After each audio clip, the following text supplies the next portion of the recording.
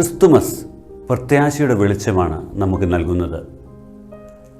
ജീവിതത്തിൽ തകർച്ചയുടെ നീച്ചുഴികൾ ഉണ്ടായേക്കാം. പക്ഷേ അത്തരം പ്രതിസന്ധികളെ അതിജീവിച്ച് മുന്നേറുന്നതാണ് നമ്മുടെ ദൗത്യം. BMC ഗ്ലോറിയ 2025 ഇന്നത്തെ എപ്പിസോഡിൽ നമ്മോടൊപ്പം ചേരുന്നത് നിങ്ങൾക്കേവർക്കും സുപരിചിതനും പാടും പാതിരി എന്ന പേരിൽ അറിയപ്പെടുന്ന തൃശ്ശൂർ ആസ്ഥാനമായിട്ടുള്ള ചേതന ഗാനാശ്രമത്തിൻ്റെ ഡയറക്ടർ ഫാദർ ഡോക്ടർ പോൾ പൂവത്തുങ്കലാണ്.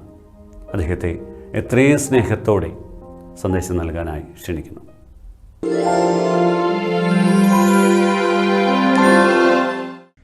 നമസ്കാരം. നമ്മൾ ക്രിസ്മസിന് ഒരുക്കമായിട്ടുള്ള മംഗള വാർത്താ കാലത്തിലാണല്ലോ. ഈ കാലഘട്ടത്തിൻ്റെ ഏറ്റവും വലിയ പ്രത്യേകത ഇത് മംഗളകരമായ വാർത്തയുടെ ഒരു കാലഘട്ടം എന്നുള്ളതാണ്. ഗബ്രിയേൽ ദൈവദൂതൻ പരിശുദ്ധ കന്യകാമറിയത്തോട് മംഗളകരമായ വാർത്തയാണ് അറിയിച്ചത്. ഈ ക്രിസ്മസ് കാലഘട്ടത്തിൽ അല്ലെങ്കിൽ നമ്മുടെ ജീവിതത്തിൽ മുഴുവനായും എപ്പോഴും മംഗളകരമായ വാർത്തകൾ നിറയുന്നതാകേണ്ടിയിരിക്കുന്നു.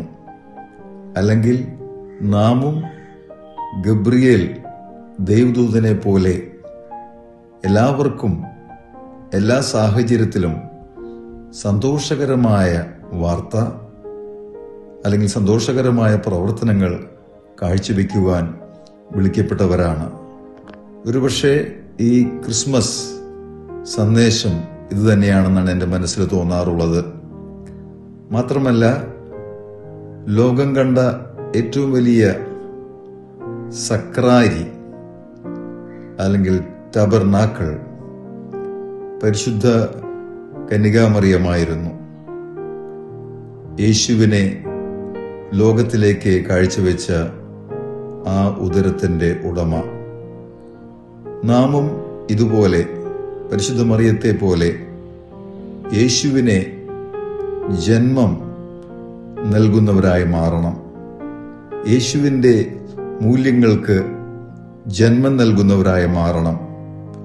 മറ്റൊരു വാക്കിൽ പറഞ്ഞു കഴിഞ്ഞാൽ, നമ്മുടെ ഉദരത്തിലും മനസ്സിലും ശരീരം മുഴുവനിലും യേശുവിനെ സംവഹിക്കുന്ന അല്ലെങ്കിൽ യേശു സന്ദേശം സംവഹിക്കുന്ന വ്യക്തികളായി നാം മാറേണ്ടിയിരിക്കുന്നു. അതാണ് ഈ ക്രിസ്മസിൻ്റെ മുഖ്യമായ സന്ദേശം. നമ്മുടെ കുടുംബത്തിലും നാം ജോലി ചെയ്യുന്ന സാഹചര്യങ്ങളിലും നമ്മുടെ പ്രവർത്തന മണ്ഡലങ്ങളിലും നാം സ്നേഹത്തിൻ്റെ സമാധാനത്തിൻ്റെ വാഹകരായി മാറുക.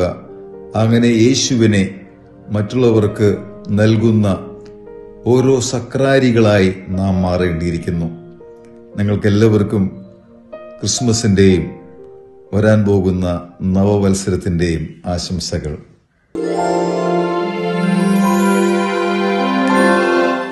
വളരെ മനോഹരമായ ഒരു സന്ദേശം നമുക്കായി പങ്കുവച്ച ബഹുമാനപ്പെട്ട ഫാദർ പോൾ പൂവത്തുങ്കലിന് ബഹരി മീഡിയ സിറ്റിയുടെ ഹൃദയം നിറഞ്ഞ നന്ദി. മറ്റൊരു എപ്പിസോഡുമായി നാളെ വീണ്ടും കാണാം. Signing off Shinoy Pulickan.